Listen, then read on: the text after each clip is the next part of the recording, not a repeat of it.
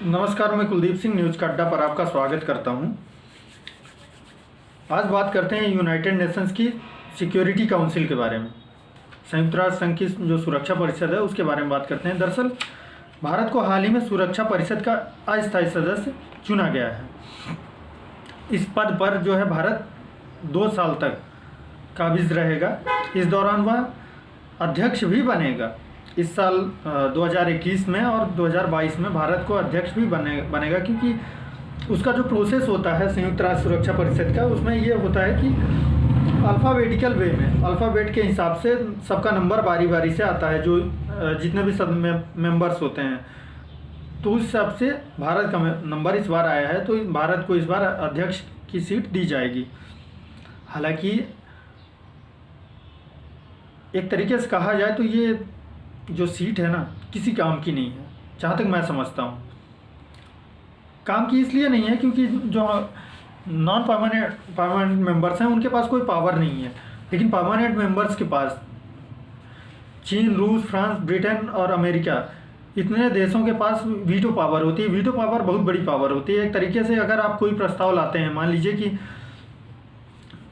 एक तरीके से अगर देखा जाए कि इंडियन पार्लियामेंट के बारे में, तो मोदी सरकार कितने भी बहुमत में हो, कोई भी प्रस्ताव लाती है, लेकिन अगर एक कांग्रेस के पास वीटो पावर है ना, तो वो अपना वीटो पावर लगा देगी। यानी कि किसी भी प्रस्ताव पर अगर वो अपना वीटो पावर लगा देंगे तो वो प्रस्ताव निरस्त हो जाएगा, वो पूरी तरह से खारिज हो जाएगा। तो उस प्रस्ताव का कोई मतलब नहीं रह जाएगा। मतलब उसके बाद जितने बाकी के 19 मेंबर्स हैं, उन सब ने जितनी भी मेहनत की होगी सब पानी में चली गई।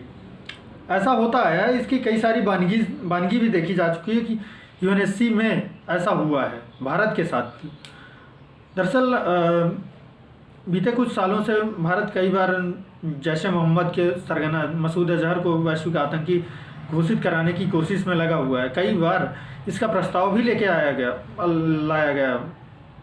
एक बार अमेरिका के जरिए भारत लाया, कई बार अपनी तरफ से भी जब सदस्य था तो लाया। लेकिन हुआ क्या कि हर बार किसी न किसी तरीके से अड़ंगा लगाने की कोशिश की गई। और सबसे ज़्यादा भारत के खिलाफ अगर कोई साजिश करता है तो वो है चीन, क्योंकि उसको डर लगता है भारत से। दरअसल एक तरीके से डर ऐसा, भारत को वो अपना वैचारिक दुश्मन मानता है। उसे लगता है कि अगर दक्षिण एशिया पर राज करना है तो भारत को कब्जे में करना पड़ेगा।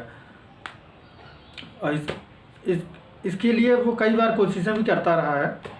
बहरहाल युद्धों पे नहीं जाएंगे, युद्ध पे 1962 का बार कैसा रहा है, तो फिर उसके बाद 67 और 78 में भी कई सारी चीज़ें हुई हैं।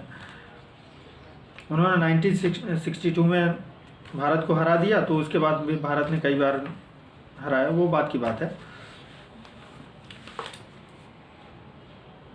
देखते ये हैं कि भारत स्थायी सदस्यता के लिए लंबे समय से कोशिश कर रहा है। इसके लिए जो यूनाइटेड नेशंस है, यूनाइटेड नेशंस की जो पीस कीपिंग फोर्सेस है, पीस कीपिंग फोर्सेस में दुनिया का इकलौता देश है भारत, जो सबसे ज़्यादा अपना कंट्रीब्यूशन देता है इस मिशन में। यूनाइटेड नेशंस के जितने भी पीस कीपिंग मिशंस होते हैं, भारत सबसे ज़्यादा अपनी फोर्सेस को डिप्लॉय करता है वहाँ पे। और उसमें भी सबसे अहम बात होती है कि दुनिया के बाकी देश भी करते हैं, ऐसा नहीं है, लेकिन बाकी देश पैसा लेते हैं बाकायदा। लेकिन भारत ना तो पैसा लेता है, बल्कि अपने खर्चे पे उल्टा भेजता है।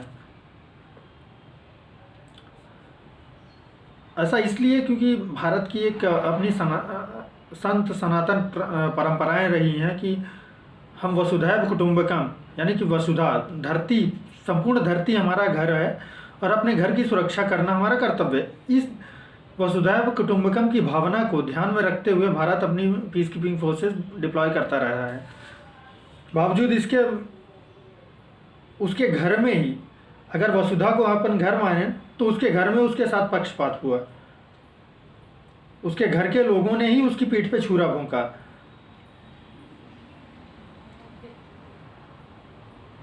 संयुक्त राष्ट्र संघ की स्थापना के समय 7 से भारत उसका मेंबर रहा है। बावजूद इसके अब तक उसको स्थायी सदस्यता नहीं दी गई है। उसकी पीठ पर छुरा घूंटने जैसा है।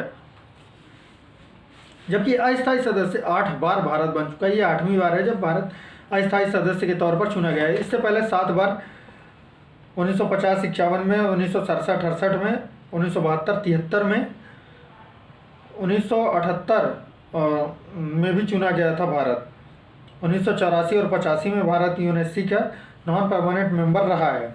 1991-92 में इसके बाद चुना गया इसे, और फिर 2011-12 में आखिरी बार चुना गया था। उसके बाद इंतज़ार काफ़ी ज़्यादा किया, फाइनली फिर से भारत को नॉन परमानेंट मेंबर्स की सीट 2 साल के लिए हासिल हुई है। इन 2 सालों में भारत के सिर पर अध्यक्ष का ताज भी सजेगा,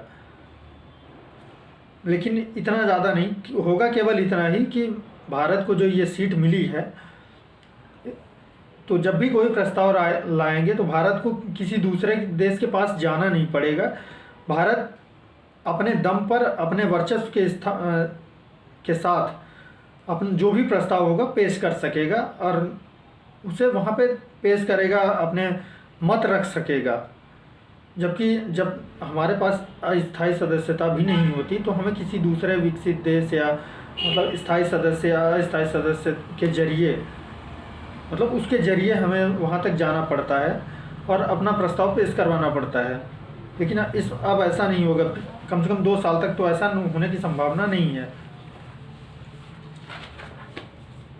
भारत को अस्थायी सदस्यता मिलने पर सबसे ज़्यादा खुशी फ्रांस ने जताई है। फ्रांस ने खुशी तो जताई ही, इसका स्वागत भी किया, और इसके साथ ही यूएनएससी में फ्रांस चूँकि आपको पता ही है यूनाइटेड नेशंस सिक्योरिटी काउंसिल का परमानेंट मेंबर है, फ्रांस के पास वीटो पावर है।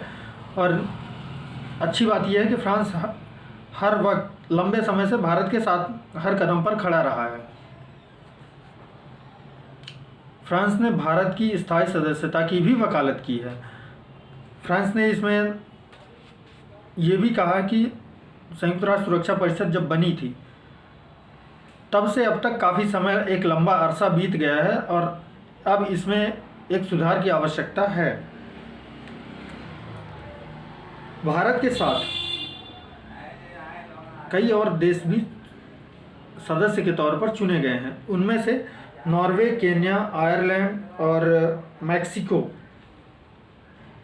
कोई अस्थायी सदस्य के तौर पर 2 साल के लिए चुना गया, यानी कि ये भी 2022 तक ये इससे जुड़े रहेंगे।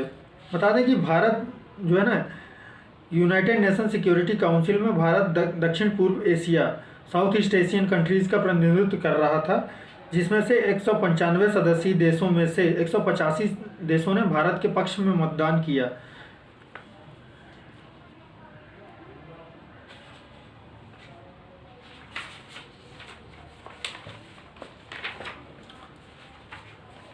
प्रधानमंत्री नरेंद्र मोदी ने 2014 में सत्ता में आने के बाद यूनाइटेड नेशंस को संबोधित किया, तब भी उन्होंने यूनाइटेड नेशंस में सुधार की वकालत की थी।